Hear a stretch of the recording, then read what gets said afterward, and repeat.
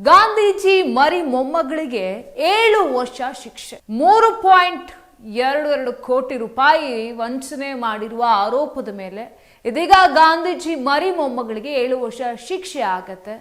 ಯಾರೇಕೆ, ಏನಿದು ಕೇಸ್, ಯಾಕೆ ವಂಚನೆಯನ್ನ ಮಾಡಿದ್ದಾರೆ, 7 ವರ್ಷಗಳ ಶಿಕ್ಷೆಯನ್ನ ಯಾಕೆ ಕೊಟ್ಟಿದ್ದಾರೆ, ಇದನ್ನೆಲ್ಲವನ್ನ ನೋಡ್ತಾ ಹೋಗೋದಾದ್ರೆ ಗಾಂಧೀಜಿಯವರ ಮರಿ ಮೊಮ್ಮಗಳು ಮಾನವ ಹಕ್ಕುಗಳ ಕಾರ್ಯಕರ್ತೆ ಆಗಿರುವಂತ ಇಲಾ ಗಾಂಧಿ ಮತ್ತು ದಿವಂಗತ ಮೇವಾ ರಾಮ್ ಗೋವಿಂದ್ ಅವರ ಪುತ್ರಿ 56 ವರ್ಷದ ಆಶೀಶ್ ಲತಾ ರಾಮ್ ಗೋವಿಂದ್ ಅವರಿಗೆ ಇದೀಗ ದಕ್ಷಿಣ ಆಫ್ರಿಕಾದಂತ ಡರ್ಬನ್ ವಿಶೇಷ ವಾಣಿಜ್ಯ ಅಪರಾಧ ನ್ಯಾಯಾಲಯವು 7 ವರ್ಷ ಶಿಕ್ಷೆಯನ್ನ ವಿಧಿಸಿದೆ. ಯಾಕೆ, ಏನು ಒಂದು ಪ್ರಕರಣವನ್ನ ಇಲ್ಲಿ ಮಾಡಿರುವಂಥದ್ದು, ಇದನ್ನ ನೋಡ್ತಾ ಹೋಗ್ತಾ ಇದ್ರೆ 6 ಮಿಲಿಯನ್ಗಿಂತಲೂ ಹೆಚ್ಚು ರಾಂಡ್ ಅಂದ್ರೆ ಭಾರತೀಯ ರೂಪಾಯಿಗಳಲ್ಲಿ ಸುಮಾರು 3.72 ಕೋಟಿಯನ್ನ ವಂಚನೆ ಮಾಡಿರುವ ಆರೋಪ ಇದೀಗ ಗಾಂಧೀಜಿಯವರ ಮೊಮ್ಮಗಳ ಮೇಲೆ ಇರುವಂಥದ್ದು. ಈ ಪ್ರಕರಣದಲ್ಲಿ ಆಶೀಶ್ಲಾ ಅವರು ತಪ್ಪಿತಸ್ಥರೆಂದು ಈಗ ಕೋರ್ಟ್ ತೀರ್ಪನ್ನ ನೀಡಿದೆ. ಈ ತೀರ್ಪನ್ನ ಕೊಟ್ಟು 7 ವರ್ಷಗಳ ಕಾಲ ಶಿಕ್ಷೆಯನ್ನ ವಿಧಿಸಿದೆ. ಇನ್ನು ಲತಾರಾಮ್ ಗೋವಿಂದ್ ಅವರು 2015ರಲ್ಲಿ SR ಮಹಾರಾಜ್ ಎಂಬ ಉದ್ಯಮಿಯನ್ನ ವಂಚಿಸಿದ ಆರೋಪವನ್ನ ಎದುರಿಸ್ತಾ ಇದ್ದಾರೆ. ಈ ವಂಚನೆ ಪ್ರಕರಣದಲ್ಲಿ ಏನು ಆರೋಪ ಸಾಬೀತಾಗಿರುವ ಹಿನ್ನೆಲೆಯಲ್ಲಿ ಇದೀಗ 7 ವರ್ಷಗಳ ಶಿಕ್ಷೆಯನ್ನ ವಿಧಿಸಿ ಕೋರ್ಟ್ ಆದೇಶವನ್ನ ಕೂಡ ನೀಡಿದೆ.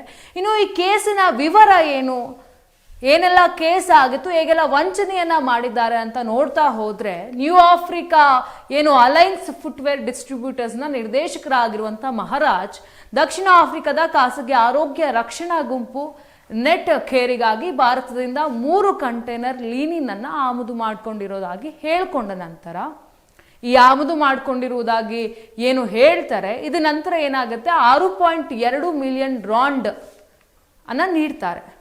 ಆಮದು ಸುಂಕ ಮತ್ತು ಕಸ್ಟಮ್ಸ್ ಕ್ಲಿಯರೆನ್ಸ್ಗಾಗಿ ಪಾವತಿಸಲು ತನಗೆ ಹಣದ ಅಗತ್ಯ ಇದೆ ಅಂತ ಅವ್ರು ಹೇಳ್ಕೊಂಡಿರ್ತಾರೆ. ಇನ್ನು ಮಹಾರಾಜರ ಮನವೊಲಿಸಲು ಲತಾರಾಮ್ ಗೋವಿಂದ್ ಅವರಿಗೆ ಸಹಿ ಮಾಡಿದಂತ ಖರೀದಿ ಆದೇಶ ಇನ್ವಾಯ್ಸ್ ಅಂತ ನಾವೇನ್ ಕರಿತೀವಿ ಅದನ್ನ ಮತ್ತು ನೆಟ್ ಕೇರ್ನಿಂದ ವಿತರಣಾ ಟಿಪ್ಪಣಿ ಸೇರಿದಂತೆ ಅಧಿಕೃತ ದಾಖಲೆಗಳಂತ ತೋರಿಸ್ತಾರೆ. ಅದ್ಯಾವುದೂ ಕೂಡ ನಕಲಿ ದಾಖಲೆಗಳು ಅಂತ ಗೊತ್ತಿರೋದಿಲ್ಲ. ಅದನ್ನ ಸಹಿ ಮಾಡಿ ಇದೆಲ್ಲವೂ ಕೂಡ ಒರಿಜಿನಲ್ ಡಾಕ್ಯುಮೆಂಟ್ಸ್ ಅನ್ನೋ ರೀತಿಯಾಗಿ ಏನು ಲತಾ ಅವ್ರು ಇರ್ತಾರೆ ಅವರು ಮಹಾರಾಜ್ ಅವರಿಗೆ ತೋರಿಸಿರ್ತಾರೆ. ಇನ್ನು ನೆಟ್ ಕೇರ್ ಪಾವತಿ ಮಾಡದೆ ಈ ಏನು ನೆಟ್ ಕೇರ್ ಪಾವತಿಯನ್ನ ಮಾಡಿರ್ತಾರೆ, ಇದನ್ನ ಮಾಡಿದ್ದೀನಿ ಅಂತ ಒಂದು ಬ್ಯಾಂಕ್ ದೃಢೀಕರಣವನ್ನ ಕೂಡ ಕಳಿಸ್ತಾರೆ. ಇನ್ನು ಏನು ಗಾಂಧೀಜಿಯವರ ಮರಿ ಮೊಮ್ಮಗಳಾಗಿರುವಂತ ಹಾಗೂ ಮಾನವ ಹಕ್ಕುಗಳ ಕಾರ್ಯಕರ್ತೆ ಇಲಾ ಗಾಂಧಿ ಮತ್ತು ದಿವಂಗತ ಮೇವಾ ರಾಮ್ ಗೋವಿಂದ್ ಅವರ ಪುತ್ರಿಯಾಗಿದ್ದಂತ ಇವರು ಹಿನ್ನೆಲೆಯಲ್ಲಿ ಏನಾಗಿರ್ತಾರೆ ಅಂದ್ರೆ ಗಾಂಧೀಜಿಯವರ ಮೊಮ್ಮಗಳಾಗಿರ್ತಾರೆ ಮತ್ತು ಸಾಮಾಜಿಕ ಕಾರ್ಯಕರ್ತೆ ಅಂತ ಹೇಳಿದ್ರೆ ಅದೊಂದು ನಂಬಿಕೆ ಬರುತ್ತೆ. ಆ ನಂಬಿಕೆಯಿಂದಲೇ ಮಹಾರಾಜ್ ಅವರು ಸಹಾಯ ಮಾಡಲು ಒಪ್ಕೊಳ್ತಾರೆ. ಇದರಿಂದ ಮತ್ತು ಒಪ್ಪಂದದಿಂದ ಲಾಭದ ಪಾಲನ ನಿರೀಕ್ಷೆಯನ್ನ ಮಾಡ್ಕೊಂತಾರೆ. ಅದ್ಯಾಗೋ ಗೊತ್ತಿಲ್ಲ. ನಂತರ ದಾಖಲೆಗಳೆಲ್ಲವೂ ಕೂಡ ನಕಲಿ ಮತ್ತು ರವಾನೆ ಎಂದಿಗೂ ಅಸ್ತಿತ್ವದಲ್ಲಿ ಇಲ್ಲ ಅಂತ ಮಹಾರಾಜ್ ಅವರಿಗೆ ತಿಳಿದು ಬರುತ್ತೆ.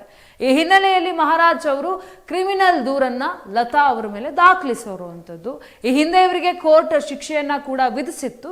ಇದನ್ನ ಪ್ರಶ್ನೆಯನ್ನ ಮಾಡಿ ಮೇಲ್ಮನವಿಯನ್ನ ಕೋರ್ಟ್ ವಜಾಗೊಳಿಸಿದ ಮೂಲಕ ಇವರಿಗೆ ಈಗ 7 ವರ್ಷಗಳ ಶಿಕ್ಷೆ ಕಾಯಂ ಆಗಿರುವಂಥದ್ದು.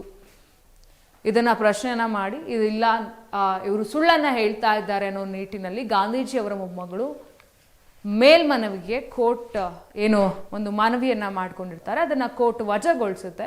ಈ ಮೂಲಕ ಇದೀಗ 7 ವರ್ಷಗಳ ಶಿಕ್ಷೆಯನ್ನ ವಿಧಿಸಿರುವಂಥದ್ದು. ಇನ್ನು ದಕ್ಷಿಣ ಆಫ್ರಿಕಾದಲ್ಲೇ ನೆಲೆಸಿರುವಂತಹ ಹಿನ್ನೆಲೆಯಲ್ಲಿ ಅಲ್ಲಿಯೇ ಈ ಕೇಸ್ ಕೂಡ ದಾಖಲಾಗಿತ್ತು.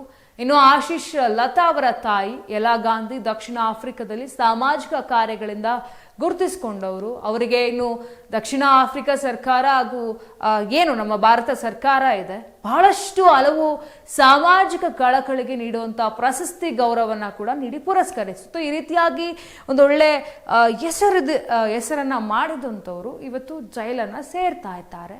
ಅಂತಾರಾಷ್ಟ್ರೀಯ ಮಟ್ಟದಲ್ಲಿ ಅವರು ಹೆಸರನ್ನ ಮಾಡಿದ್ರು. ಇನ್ನು ಲತಾರಾಮ್ ಗೋವಿಂದ್ ರವರು NGO ಇಂಟರ್ನ್ಯಾಷನಲ್ ಸೆಂಟರ್ ಫಾರ್ ಅಹಿಂಸೆಯಲ್ಲಿ ಭಾಗವಹಿಸುವ ಅಭಿವೃದ್ಧಿ ಉಪಕ್ರಮದ ಸ್ಥಾಪಕಿ ಮತ್ತು ಕಾರ್ಯನಿರ್ವಾಹಕ ನಿರ್ದೇಶಕಿ ಕೂಡ ಆಗಿದ್ರು. ಹಾಗೆ ಅವರು ಮಾನವ ಹಕ್ಕುಗಳ ಕಾರ್ಯಕರ್ತೆ ಕೂಡ ಆಗಿದ್ರು. ಇಷ್ಟೆಲ್ಲ ಒಳ್ಳೆ ಕೆಲಸವನ್ನ ಮಾಡ್ತಾ ಎಲ್ಲೋ ಒಂದು ಕಡೆ ಹಣದ ಆಮಿಷಕ್ಕೋ ಅಥವಾ ಮತ್ಯಾವುದೋ ಒಂದು ಯೋಚನೆಯಲ್ಲೋ ಈ ರೀತಿಯಾಗಿ ಮಹಾರಾಜ್ ಅವರಿಗೆ 3.22 ಕೋಟಿಯನ್ನು ವಂಚನೆ ಮಾಡ್ತಾರೆ.